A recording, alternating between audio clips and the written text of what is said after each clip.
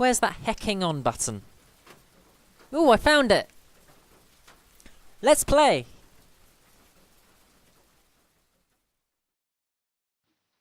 What Blood May Bring, an Anthrology audio original by Loki Rionanak Knighton.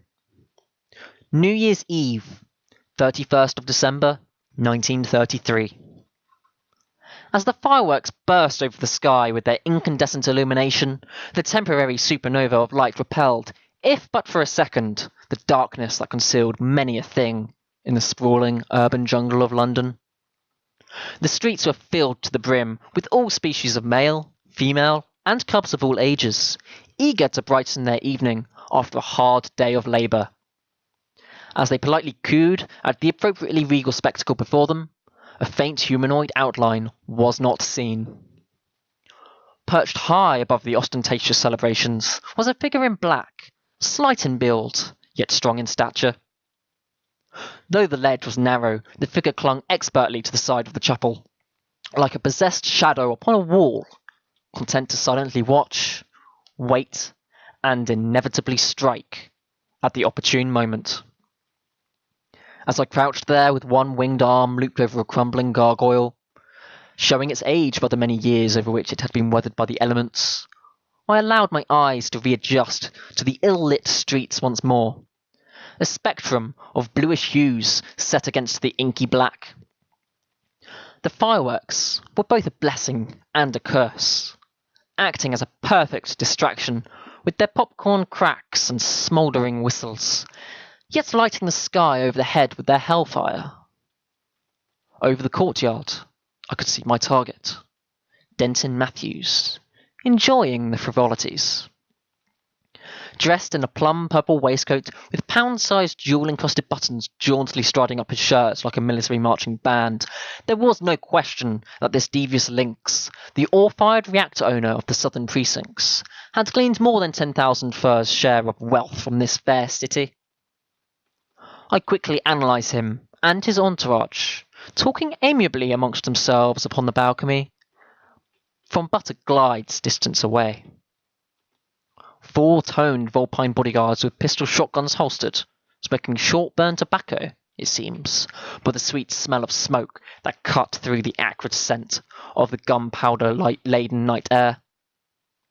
You'd have thought that canids with their hypersensitive sense of smell would not be able to bear a smoking habit, but I have seen many a strange thing of late.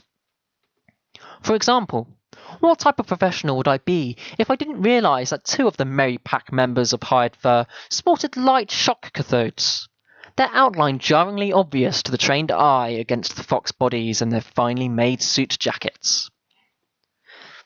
Denton is getting paranoid, but why shouldn't he?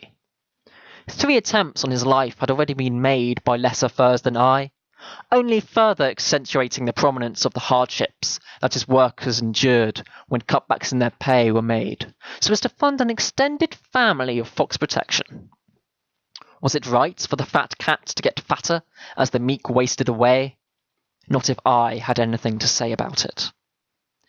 The plan was simple.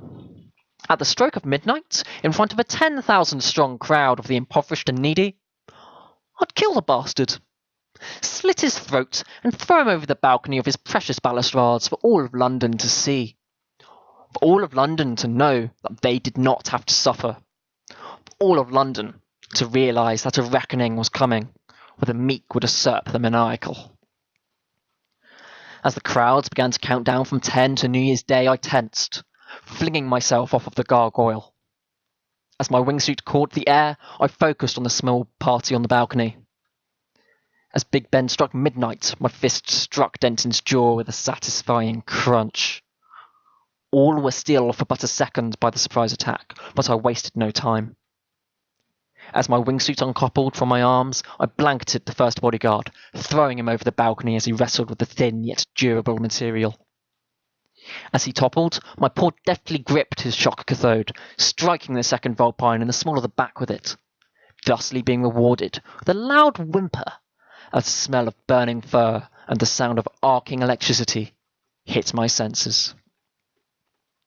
As I had expected, the chiming of Big Ben was masking the sound of the balcony brawl, but it was essential that no pistol be fired, as the sound would definitely be heard over the low bongs echoing through the winter night.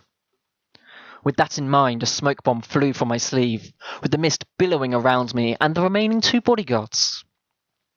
With an uncommonly feline grace for my species, I flipped into them, twisting as I did so. With a duet of crunches and the flow of warm blood between my paws and feet, the couple dropped to the floor. Dead.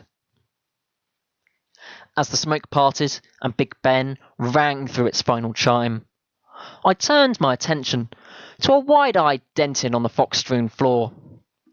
Before he could even beg for mercy, through his jumbled, mumbled, bloody mouth, I manhandled the wretch over to the balcony edge.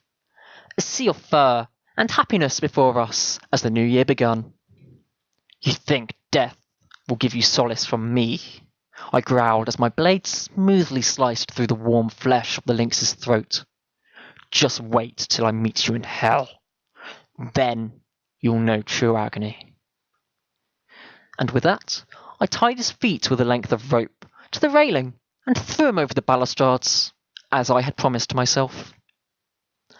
As I walked away from the chaos of the balcony, I smiled a coy smile on my vulpine muzzle. I wondered what the agency would think of my going rogue, having found them being paid off by the very evil against which we had formed ourselves to fight. For a moment, I dwelled on the thought of what the blood I had spilled would bring for the city I loved, as I, a ghostly fox in the night, melted into the shadows once more.